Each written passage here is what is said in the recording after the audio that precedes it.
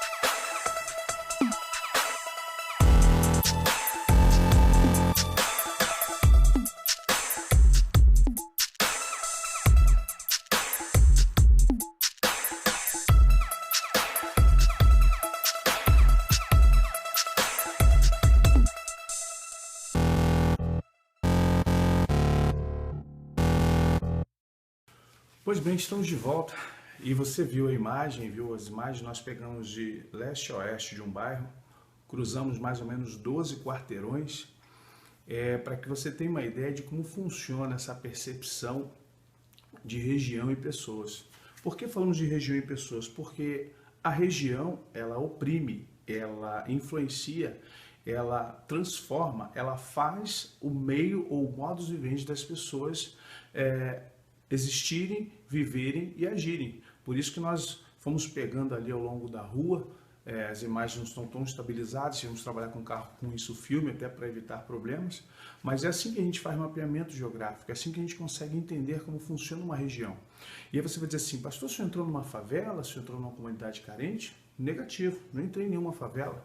Ali não tem comunidade carente porque as pessoas têm carro, têm casa própria, tem casas com piscinas, tem casas com interfone, portão eletrônico, ou seja, as pessoas têm dinheiro. Ali não tem a ver com ser favela ou não. A A nossa percepção de favela, comunidade carente, é o lugar onde as pessoas não têm dinheiro. Então elas ocupam um local, montam barraco, mas ali as pessoas têm casa de alvenaria. O que ocorre ali é uma flagrante área onde os demônios já dominaram aquilo ali e tem, é claro, conseguimos no mapeamento discernir 3 ou 4 comandos diferenciados dentro de mais ou menos 4 quilômetros comandando. Tem muitas outras imagens que vamos tentar inserir, mas para você entender como funciona, por que as pessoas são como são, por que as pessoas agem dessa forma, por que as pessoas ouvem esse tipo de música, por que as pessoas elas têm essa coisa de rir alto, de ficar na portinha tomando cervejinha, por que elas ficam na porta de boteca, por que elas ficam embriagadas? O ambiente. Lembra lá no primeiro módulo? Ambiência. A ambiência transforma as pessoas. Nós ali fazendo esse trabalho, a gente sente a opressão do local. A gente sente literalmente como aquilo está infestado de energia negativa, como aquilo está infestado de uma opressão maligna. Tanto que ali tem várias igrejas. Chegamos a filmar uma na esquina. E não adianta, porque as igrejas que estão ali são incompetentes para mudar aquele local. E não vai mudar. Ela vai poder mudar 1, 2, 3 ou 4 pessoas. Mas por que elas são incompetentes para mudar, pastor? Primeiro, religiosidade, denominacionismo, ou seja, as pessoas estão preocupadas com suas placas. 3, falta de conhecimento profundo em batalha espiritual. Falta de discernimento de espíritos. E às vezes os demônios estão dentro das igrejas. Então é por isso que elas, infelizmente, não têm competência para isso. E nós precisamos compreender que a nossa luta não é contra carne nem sangue, não é contra seres humanos, mas contra poderes estabelecidos nos locais onde nós estamos.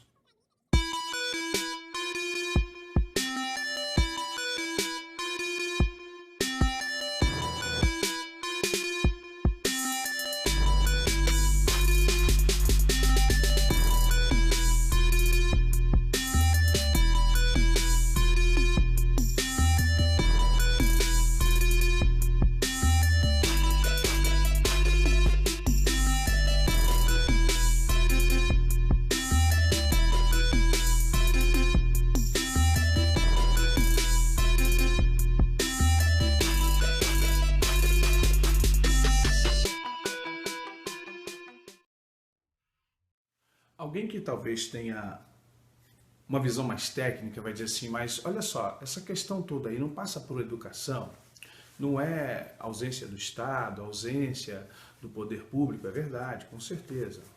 Os demônios, eles trabalham, eles ocupam lacunas, assim, né? Você vai ver isso nos bandidos, nos traficantes, nas milícias, ocupam lacunas onde a ordem, ela não ocupa, né? Onde a ordem não está, vem o caos. Né? E aí o que ocorre? Na verdade, o poder público não ocupa e o caos, os demônios vêm. Mas não é só o poder público, é também a igreja. No Rio de Janeiro, assim como no Norte, Nordeste, assim como em muitos lugares do Brasil, tem igrejas uma de frente para a outra. Mas isso não significa que uma região está liberta.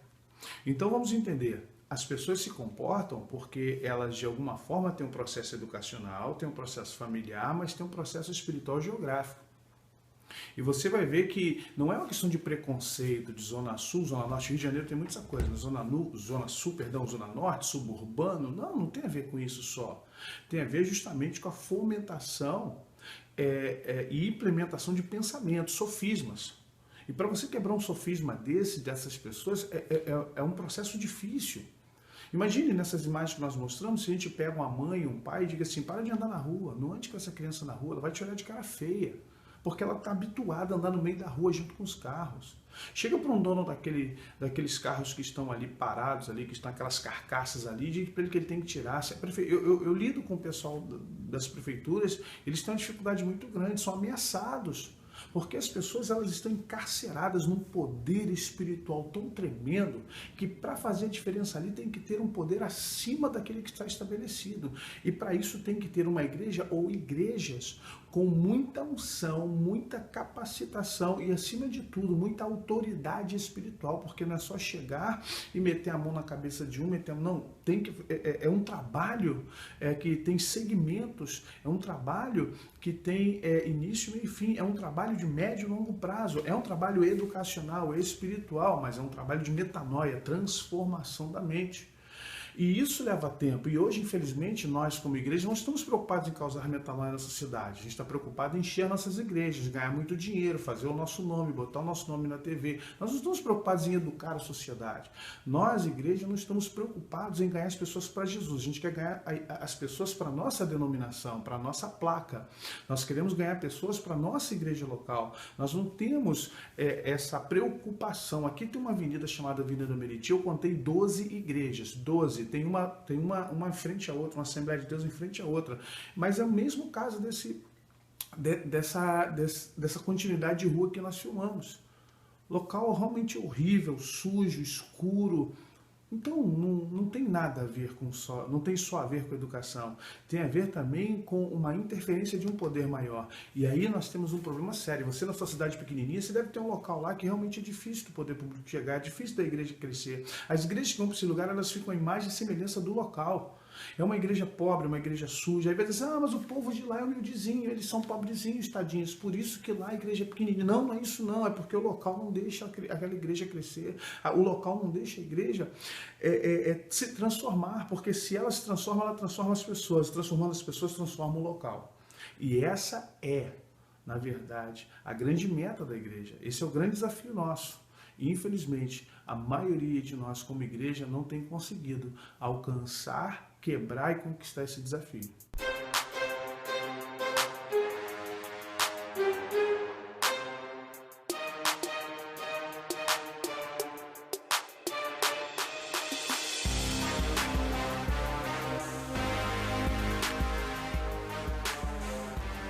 Nós aí começamos a compreender também por que as pessoas são como são. Você tem aquele colega de trabalho que parece um espírito zombeteiro, né? Vive gritando, zoando, põe apelido em todo mundo. E a gente sempre tenta, essa é a personalidade, é o jeito da pessoa. Ok, verdadeiramente há a questão da personalidade, o jeito da pessoa, a criação. Tem gente que é expansiva, tem gente que é alegre, tem gente que gosta de brincadeira. Mas você vê que essas pessoas, elas têm também um lado, elas possuem um lado psicológico. Elas possuem um lado também que, se você estudar um pouquinho, talvez da psicanálise de Freud e até mesmo de Jung, você vai compreender por que o ser humano faz algumas coisas. Por que o ser humano ele tenta mostrar algo que muitas vezes ele não é? Por que o ser humano tenta alocar para si e ao mesmo tempo expor para fora sentimentos que ele, na verdade, às vezes nem possui? E tem a ver com o local. Como eu vou discernir um amigo, um parente, até mesmo, eu digo isso para os jovens, os que vão casar, namorar, tudo tem a ver. Você estudar sociologia, antropologia, você vai entender algumas coisas. Você não muda uma pessoa de um dia para o outro. Você primeiro tem que tirar a pessoa da ambiência.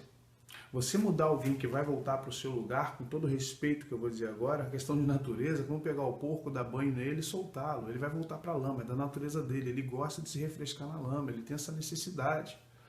Sabe, você não transforma a natureza porque você quer, porque você acha bonito a pessoa usar uma roupa legal, porque você acha bonito uma mulher ser bem composta, você acha bonito o rapaz andar com uma roupa bacana. Não, você precisa tirá-lo daquele local.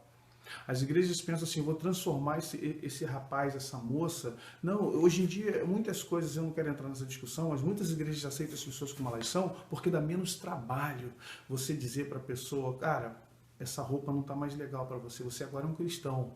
Ou moça, mulher, menina, essa roupa não está legal para você porque você agora é uma cristã. Não tem a ver com usos e costumes, não tem a ver com doutrina, tem a ver com uma percepção de todas as coisas me são lícitas, mas nem todas me convêm. Tem a questão de percepção de se olhar no espelho e ver quem você é, o que você simboliza, o que você significa, o seu brand, a sua autoimagem com relação à sociedade e às pessoas. Mas muitas igrejas pegaram o seguinte, a gente não tem competência para mudar as pessoas e nem queremos porque dá trabalho. Então vamos criar uma teologia de aceitar as pessoas como elas são, porque Jesus as ama. Jesus as ama como elas são, elas vão para o céu, vai ganhar corpo renovado, vai ganhar um corpo novo, vai ganhar um corpo glorificado. Só que perdoe a minha percepção, a minha visão, sem religiosidade, sem doutrina, é de que nós temos incapacidade de transformar as pessoas no seu conceito de metanoia, ou no conceito de metanoia. Nós somos incapazes de transformar pensamentos, nós somos incapazes de transformar percepções, porque isso dá muito trabalho. Nós temos que gerar, fomentar uma nova mentalidade no local, e a gente não quer isso. A gente quer que Jesus faça isso, mas esse é um trabalho a parte da igreja. Jesus faz, com certeza. Jesus transforma, Jesus salva, Jesus cura, Jesus liberta. Mas a igreja tem que levar esse conceito para a sociedade. Então, quando nós temos pessoas assim, nós temos que entender que elas estão debaixo de uma opressão local, de uma opressão geográfica. Elas estão dominadas por um conceito de vida, um modus vivendi onde elas estão, onde a música é alta, onde as mulheres estão de shortinhos, onde os caras andam sem camisa com os shorts lá embaixo, ou extremamente com aqueles carros de som ligados, com barzinhos todos na rua, você quase tem que atropelar, quase fica preocupado para não atropelar o cara que está com a cerveja ali, com baile funk, com festa, com pagodão, com forró pé de serra. E muitas igrejas, elas vão para esses locais, elas não entendem que Deus as coloca ali para confrontar poderes, elas na verdade elas colocam placas acústicas, elas mudam o dia de culto, elas saem do local. Para você ter uma ideia, elas saem do local, porque elas não aguentam, elas não conseguem lutar. A nossa igreja, graças a Deus, 8 anos atrás entrei em um lugar muito complicado, mas hoje, para a glória e honra de Deus, nós lutamos naquele lugar para ter o que nós temos hoje. Porque Deus falou que nós tínhamos que lutar, que Ele nos colocou ali para transformar aquele local. Igreja é a embaixada dos céus, e onde ela chega, ela tem que transformar o local onde ela está. Não importa se vai demorar 1, 2, 3, 4, 5, 10, 20 anos, mas ela tem que ter isso na mente dela, ela tem que ter isso em mente. Ok? Ela tem que entender que ela vai transformar aquele local. E bem-aventurados são as igrejas. Felizes são as igrejas e seus líderes que conseguiram chegar nos locais e mudarem. Eu sei que tem muitas igrejas que conseguiram fazer isso. Mas esse é o papel da igreja. Transformação local. Transformação de mente. O diabo trabalha onde há brecha. Ok? Os principados, as castas, potestades, dominadores, eles entram onde há pobreza, onde há miséria, onde há ignorância, onde há falta de Deus, e as trevas se proliferam. Aí você vê nesses lugares meninas com 12, 13 anos sendo mães. Você vê jovens, a maioria de homens negros, são mulatos, são mortos, não chegam aos 20 anos, porque estão envolvidos com tráfico, com bandidagem. Então nós temos que olhar para isso e entender, discernir, e a igreja precisa trabalhar. Há um hino antigo dos hinários tradicionais que diz: vamos nós trabalhar, somos servos de Deus. Trabalhar e orai. Sabe? Buscar. Trabalhar por isso. Trabalhar pela transformação do ser humano, mas pela transformação da sociedade. Eu espero que você possa ter visto algo, ter aprendido ou ter revisto. Eu espero que Deus abençoe você, seu ministério, a sua igreja, e que você possa, a partir de agora, com a sua igreja, discernir o ambiente, discernir o que você tem, discernir colegas de trabalho, discernir parentes que estão longe, entendê-los melhor, saber como tratá-los, saber que por trás deles tem uma questão cultural, e é necessário que a gente tenha paciência e muita unção da parte de Deus para haver essa transformação. Que Deus possa te abençoar até o módulo 4, onde Deus estará falando conosco mais uma vez e nos preparando para essa grande batalha espiritual que nós vivemos dia a dia. Paz.